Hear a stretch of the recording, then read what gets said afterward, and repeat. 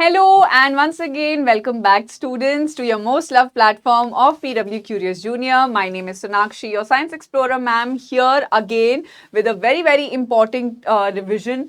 Last minute revision है 3rd to 5th grade के लिए. I hope आप सभी के लिए ये काफ़ी helpful हो. And topic क्या रहेगा आज का? Topic रहेगा environment and conservation.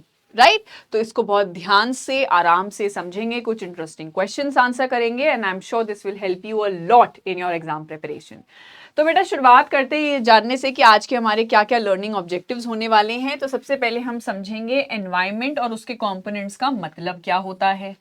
ठीक है, फिर हम समझेंगे कि भाई इसी एनवायरनमेंट की क्या इंपॉर्टेंस है, उसे कंजर्व करना क्यों जरूरी है and learning the ways to protect and conserve the natural resources. यानी कि अपने एनवायरनमेंट में प्रेजेंट जितने भी रिसोर्सेज हैं, स्पेशली द नेचुरल वंस, उन्हें कैसे कंजर्व करें, कैसे बचा के रखें कि सिर्फ हम ही नहीं, हमारे आगे आने वाली कई जनरेशंस भी उन्हें उतनी ही अच्छे से इस्तेमाल कर पाएं, एक्सपीरियंस कर पाएं जैसे कि हम कर रहे हैं. ठीक है, तो बेटा अगर बात करें एनवायरनमेंट की, तो एक बहुत ही सिंपल सी एक्टिविटी जो यहाँ पे आपको पेज पे भी लिखी हुई नजर आ रही होगी वो ये है कि आप अभी इस वक्त अपने चारों तरफ देखिए. जब आप इस वीडियो को देख रहे होंगे आप ऑब्जर्व कीजिए अपने चारों तरफ प्रेजेंट चीजों को और कमेंट बॉक्स में जरूर मुझे लिख के बताना कि आपको क्या क्या दिखाई दिया. जैसे कि अगर मैं बताऊं आपको कि मुझे अपने चारों तरफ क्या क्या दिखाई दे रहा है, मुझे यहाँ पे कुछ स्टूडियो पर्सन दिखाई दे रहे हैं, मुझे यहाँ पे लाइट्स दिखाई दे रही हैं, ये स्क्रीन है, यहाँ एक डायस है, मेरा बैग रखा है, बहुत सारी डिफरेंट चीजें हैं. राइट, तो ये मेरी इमीडिएट सराउंडिंग्स हुई. ठीक है, इसके बाहर अगर मैं देख लूंगी तो मैं अपना एरिया जब बढ़ा देती हूँ तो वो बेसिकली मेरा एनवायरमेंट बन जाता है एक तरीके से. तो everything that is present around you in your surroundings and in the environment, like the trees, air, water, animals, people, is part of the environment. तो कई बार हमें ये कंफ्यूजन रहती है कि क्या मैम एनवायरमेंट का मतलब सिर्फ लिविंग बीइंग से है. नहीं, बिल्कुल भी ऐसा नहीं है. एनवायरमेंट का मतलब सिर्फ ये नहीं होता बेटा कि जो जीवित हैं आप उन्हीं को एनवायरमेंट में गिने. नहीं, both living and non living are a part of this environment. है ना, दोनों लिविंग और नॉन लिविंग इसका पार्ट है. अगर साइंटिफिक टर्म्स में मैं आपको बताना चाहूं तो इसके लिए हम कौन सा टर्म यूज करते हैं भाई. लिविंग के लिए हम कहते हैं, लिविंग कौन से होते हैं, द बायोटिक वंस. ठीक है, इन्हें बायोटिक क्यों कहा जाता है, क्योंकि ये जो वर्ड है बायो, ये एक शब्द से आया है बायोस, जिसका मतलब होता है लिविंग. राइट, यानी कि जीवित. और वहीं पे नॉन लिविंग की बात करें तो इन्हें कहा जाता है इन्हें कहा जाता है बेसिकली एबायोटिक. क्या कहा जाता है, एबायोटिक, यानी कि नॉन लिविंग, जिनमें जिंदगी, जिनमें लाइफ है ही नहीं. राइट, तो ये सब आपके एनवायरमेंट में है. ठीक है, एनवायरमेंट इन दोनों की मदद से बनता है, सिर्फ एक की नहीं. राइट, सो जैसा मैंने कहा एनवायरमेंट इसके अलावा has two main components, the natural one, जिसमें कि trees, rivers, mountains, air, animals आ जाते हैं. यानी कि वो चीजें जो इंसान द्वारा नहीं बनाई गई हैं, जिससे नेचर ने ही हमें एज अ गिफ्ट दिया है. Sorry, and the second one are human made environment या आर्टिफिशियल एनवायरमेंट, जिसमें कि buildings, roads, parks, bridges, vehicles, ये सब आ सकती हैं. यानी कि जितनी भी चीजें इंसानों ने बनाई उन्हें हम ह्यूमन मेड एनवायरमेंट में गिनेंगे. ठीक है, राइट. अब अगर फर्दर कंपोनेंट्स की बात करें बेटा एक एनवायरमेंट में जो प्रेजेंट होते हैं, तो उसमें आप क्या क्या गिन सकते हैं. उसमें आपके प्रोड्यूसर्स हो सकते हैं, यानी कि plants mainly, who make their food through photosynthesis and they make their own food. ये किसी पे डिपेंडेंट नहीं है अपने खाने के लिए, ये प्रोड्यूसर्स हैं और इन्हें एक और शब्द से जाना जाता है, ये हैं ऑटोट्रॉफ्स. यानी कि अपना खाना खुद से बनाते हैं फोटोसिंथेसिस की मदद से. कैसे, जहां वहां इस प्रोसेस में वो यूज करते हैं सनलाइट. ठीक है, एयर जिसमें कार्बन डाइऑक्साइड वो लेते हैं, वाटर, इन तीनों की मदद से क्या बनाते हैं वो, अपने लिए खाना और हमारे लिए ऑक्सीजन. राइट, एसेंशियली यही प्रोसेस होता है. क्लोरोफिल और ऐड कर दीजिए जो कि हेल्प कर रहा होता है इस प्रोसेस में. ठीक है, प्रोड्यूसर्स के अलावा अब देखो प्रोड्यूस हुआ है तो यानी कि कोई कंज्यूम भी कर ही रहा होगा, कोई खा तो रहा ही होगा, तो उन्हें हम बोलेंगे कंज्यूमर्स, या जिन्हें हम एक और शब्द से जानते हैं हेटेरोट्रॉफ्स, जो कि हम भी इसी कैटेगरी में आते हैं. Animals which depend on plants either directly or indirectly or on other animals for food come under this category, that is consumers, right? And the third category is of what? Your decomposers. भाई continuously हमारी life हमारे surroundings में, हमारे environment में present जितनी भी living चीज़ें हैं, उनका एक लाइफ स्पैन है ना. Everything which is born comes to an end also. तो जब वो एंड पे आते हैं, उनकी बॉडी को कौन डिकम्पोज करेगा, उन्हें कौन एनवायरनमेंट से प्रोसेस करके हटाएगा? वो बैक्टीरिया हैं और फंजाई हैं which break down the dead plants and animals so that वो वापस उसी सॉइल, उसी ग्राउंड में जाके न्यूट्रिएंट का पार्ट बन जाए एंड ये साइकिल फिर से कंटिन्यू होती रहे. ठीक है, चलो कुछ क्वेश्चंस आंसर करते हैं. Which of these is part of the natural environment? भाई नेचुरल, कुदरती, जो नेचर ने हमें दिया, कौन है इनमें से? रोड्स, सड़कें, ट्री, पेड़, बिल्डिंग्स या कार्स? क्या हो सकता है? आई डोंट थिंक इसमें किसी को भी डाउट होगा. ट्रीज हैं, राइट? ट्री, रोड्स को हमने बनाया है, बिल्डिंग्स को हमने बनाया है, कार्स को हमने बनाया है, बट प्लांट्स तो नेचुरली प्रेजेंट होते हैं, राइट? ठीक है, नेक्स्ट क्वेश्चन. नेक्स्ट क्वेश्चन क्या होगा हमारा? What is an example of the human made environment? भाई ह्यूमन मेड एनवायरमेंट यानी कि आर्टिफिशियल, इंसानों द्वारा बनाई गई कौन सी चीज हो सकती है? रिवर्स, ब्रिज, फॉरेस्ट या माउंटेन? बताइए, क्या ऐसी चीज है जो इसमें से आप बना रहे हैं, हम बना रहे हैं? हम बना रहे हैं ब्रिजेस. ठीक है, right? Great. Moving on to the next question. Why is the natural environment important? भाई ये natural environment important क्यों है? जो इतनी देर से हम बात कर रहे हैं लिविंग और नॉन लिविंग थिंग्स की, जो हमारे चारों तरफ प्रेजेंट है, क्यों हमें जरूरत है? क्यों हम सिर्फ इंसानों के साथ काम नहीं चला सकते? It gives us food, water and air. It helps us make buildings. It is used for vehicles. It cleans our homes. क्या रीजन हो सकता है? Definitely the A option. It gives us food, water and air. All of us are dependent on one another. None of us can live individually on this earth, है ना? हम अकेले खुद से एग्जिस्ट नहीं कर सकते. हमें हमेशा हर एक दूसरे की जरूरत होगी. हम एक दूसरे पे इंटरडिपेंडेंट हैं for our needs and for our survival, right?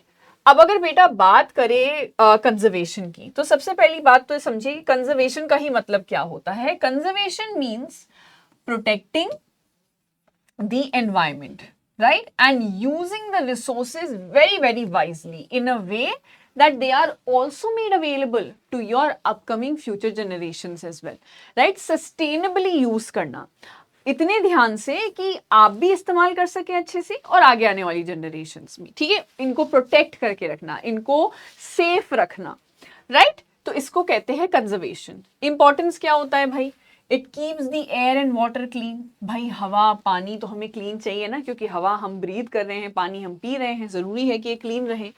Protects the animals and plants.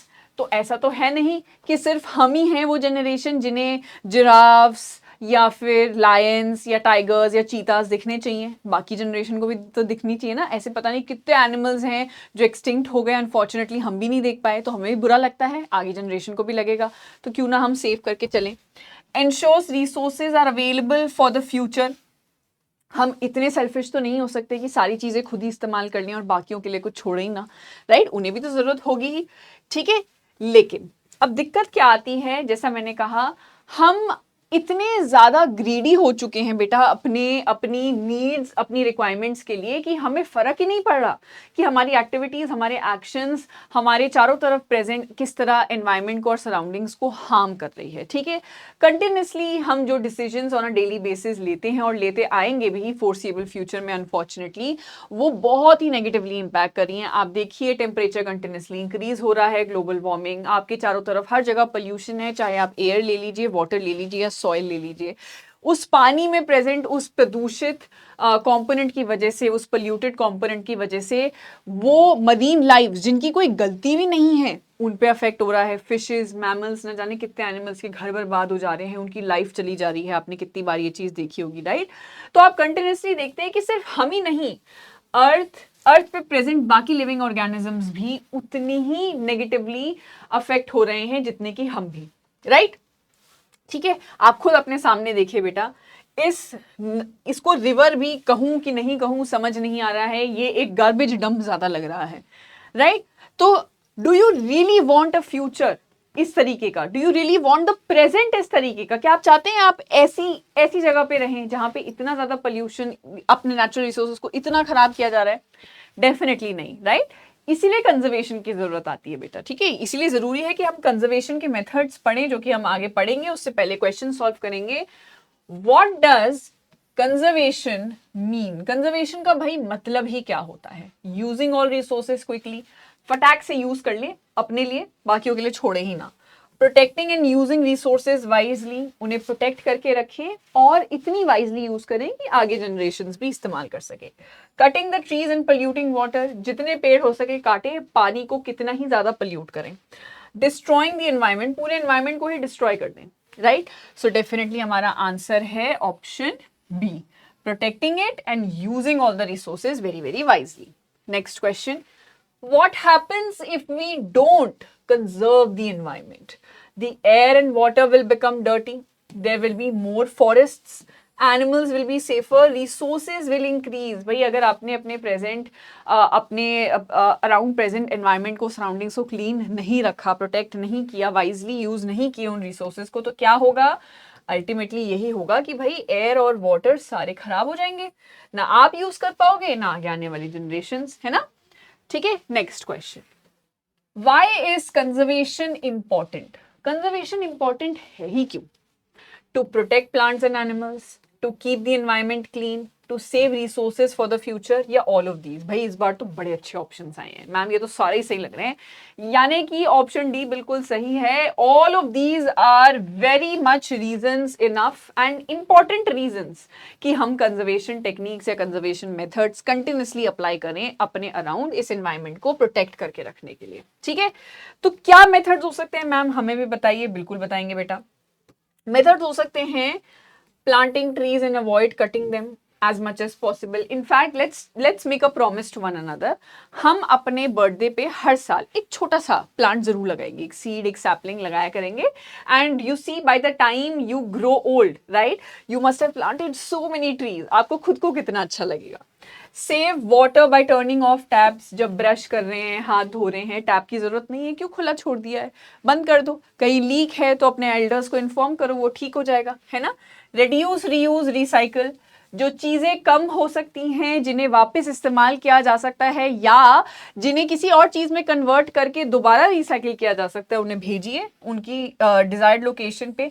Avoid throwing garbage in water bodies, भाई पानी में रास्ते चलते क्या जरूरत है आपको किसी भी तरीके का कूड़ा फेंकने की? अगर आपको इमीडिएटली डस्टबिन नहीं मिलता, अपने पास कलेक्ट करके रखिए, घर में जाके अपने डस्टबिन में फेंक दीजिए, राइट? ठीक है, चलो next question, which of these is a way to save the environment? Throw the garbage on the road, plant trees, waste water, burn plastic. तो definitely by planting the trees we can save our environment. It is one of the methods, definitely.